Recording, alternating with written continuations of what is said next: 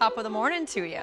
You know, everyone has a little Irish in them. Today I'm going to show you a very simple, easy, fun way to commemorate the Feast of St. Patrick.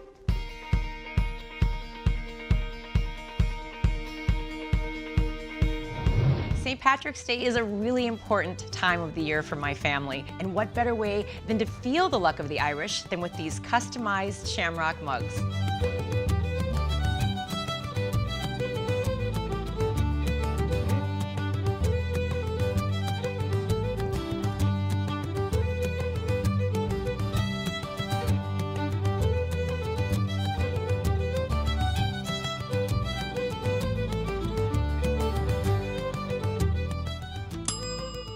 I hope you've had as much fun as I have. I'm gonna get ready and prep for the next craft, and all you need to do is keep on watching Empire PBS.